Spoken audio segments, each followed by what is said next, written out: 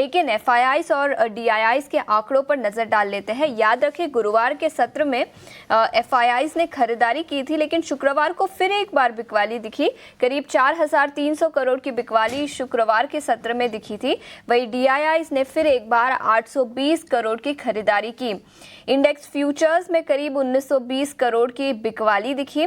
Index options में करीब 3,130 करोड़ की बिकवाली। स्टॉक फ्यूचर्स में 1,420 करोड़ की बिकवाली। वही स्टॉक ऑप्शंस में भी करीब 40 करोड़ की बिकवाली शुक्रवार के सत्र में दिखी थी। तो हाँ, एफआईआईस की बिकवाली का ट्रेंड जो एक दिन के लिए पॉज हुआ था गुरुवार को, वो फिर एक बार रिवर्स हुआ और शुक्रवार के सत्र में भी फॉरेन इंस्टीट्यूशनल इन्वेस्टर्स ने करीब 4,500 करोड़ की बिकवाली की थी।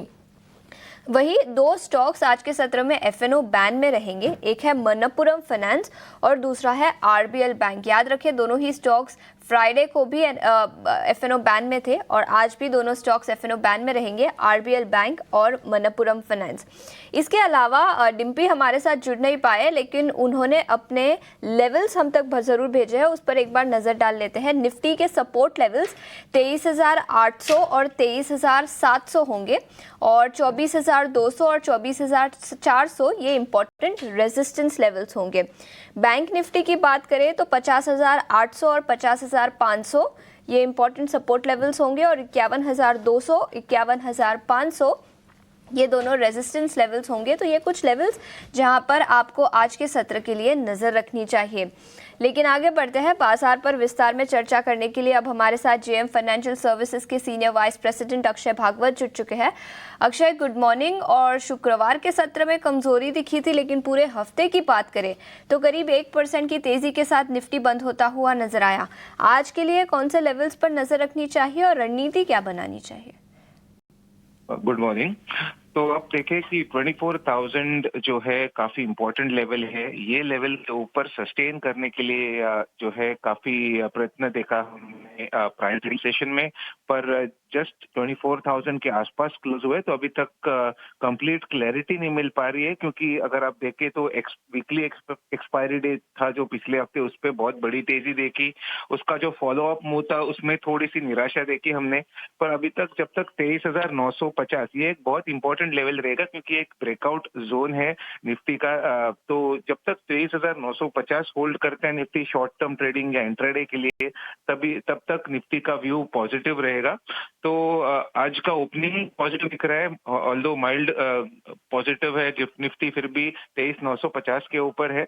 ऊपर आपके जो रेजिस्ट या टारगेट एरिया रहेंगे वो रहेंगे 24,200 से 24,300। तो कुल मिला के अभी भी मोमेंटम स्ट्रांग है जब तक 23,950 ये एक सपोर्ट जोन निफ्टी इंट्राडे में होल्ड कर रहा है। ऊपर से अगर आप देखें, इंडिया विक्स में भी ज्यादा कुछ बड़ा मूव अभी तक बना नहीं है, तो कुछ मेजर कंसर्न नहीं बन पा रहा है। तो कुल मिला के लेवल बेस्ड ट्रेडिंग करने की राय रहेगी।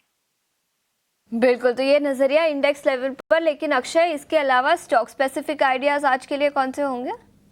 जी, एक ही आइडिया है, क्योंकि मार्केट्स काफी चौपी था।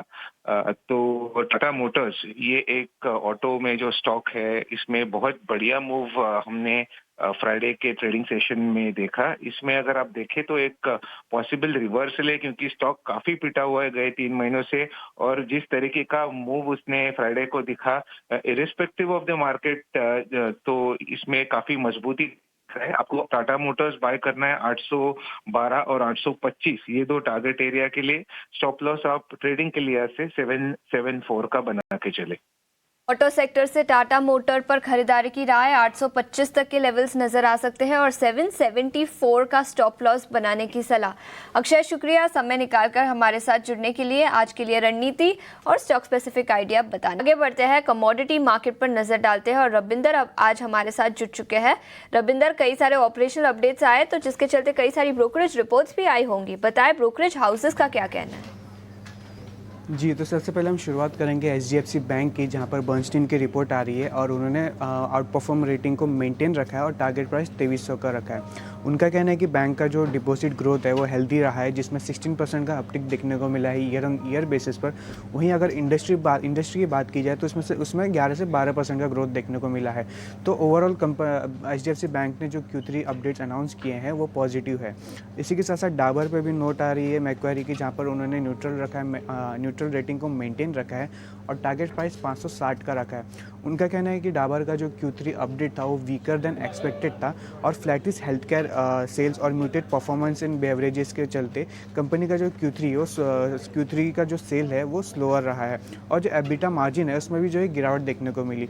इसी के साथ साथ CLSC की नोट आ रही है डाबर पर और उन्होंने होल्ड रेटिंग को मेंटेन रखा है और टारगेट प्राइस 582 का रखा है। उनका कहना है कि ऑपरेटिंग प्रॉफिट मार्जिन जो था वो फ्लैटिश रहा है और रूरल ग्रोथ जो था वो रेजिलेंट था, लेकिन फास्टर था अर्बन से। मॉर्गन स्टैनली की भी नोट आ रही डाबर पर, जहाँ पर उन्होंने मेंटेन रखा है इक्वल वेट रेटिंग और टारगेट प्राइस 531 का रखा है। उनका कहना है कि जो Q3 कंसोलिडेटेड रेवेन्यू था वो ग्रो हुआ है लो सिंगल डिजिट से और विंटर में डिले के चलते कंपनी का जो हेल्थ केयर पोर्टफोलियो है उसमें इम्पैक्ट देखने को मिला। रूरल डिमांड जो है वो कंटिन्यू किया है आउट परफॉर्म अर्बन को। इसी के साथ साथ बात करें CLSC की नोट आ रही है मैरिको की, जहाँ पर उन्होंने मेंटेन रखा है अंडर परफॉर्म रेटिंग और टारगेट प्राइस 482 का रखा है। उनका कहना है कि कंपनी का जो एक्सपेक्ट था वो फुल ईयर गाइडेंस का वो अभी भी डबल डिजिट का वो कंपनी मीट कर रही है और डोमेस्टिक बिजनेस जो है उसमें सिक्वेंशियल इंप्रूवमेंट देखने को मिला है वॉल्यूम ग्रोथ में। इसी के साथ साथ मॉर्गन स्टैनली की भी नोट आ रही है मैरिको पर, जहाँ पर उन्होंने इक्वल वेट रेटिंग को मेंटेन रखा है और टारगेट प्राइस 625 का रखा है। जहाँ पर उनका कहना है कि जो Q3 रेवेन्यू था ग्रोथ था वो मिड टीन्स पर देखने को मिला है और डिमांड ट्रेंड जो था वो स्टेडी था और रूरल कंजम्पशन में जो है इंप्रूवमेंट देखने को मिला और डोमेस्टिक वॉल्यूम ग्रोथ में भी जो है इंप्रूव देखने को मिला सिक्वेंशियली। इसी के साथ मैक्वारी की भी नोट आ रही है मैरी के ऊपर, जहाँ पर उन्होंने आउट परफॉर्म रेटिंग को मेंटेन रखा है और टारगेट प्राइस 570 का रखा है।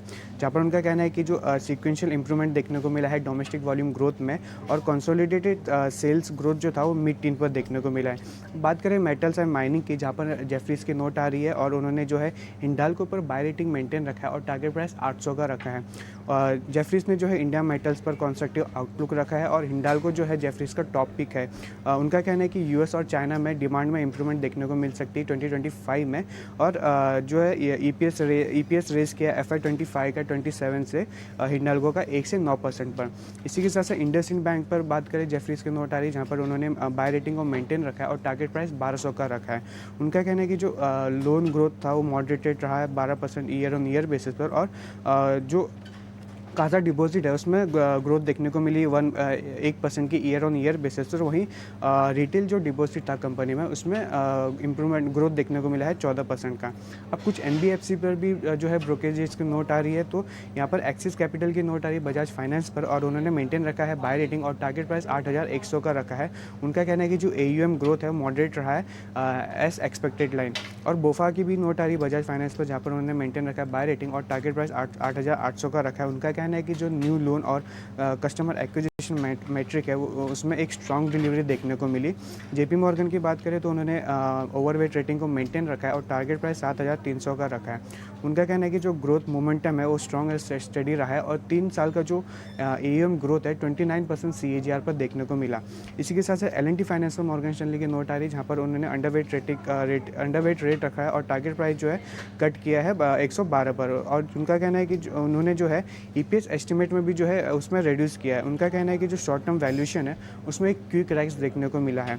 इसी के साथ साथ M&M फाइनेंस और मॉर्गन स्टैनली की नोट आ रही है, जहाँ पर उन्होंने इक्वल वेट रेटिंग को मेंटेन रखा है और टारगेट प्राइस 285 का रखा है। उनका कहना है कि जो ROE है उसमें इंप्रूवमेंट देखने को मिल सकता है ऑलमोस्ट 13.5% FY27 में।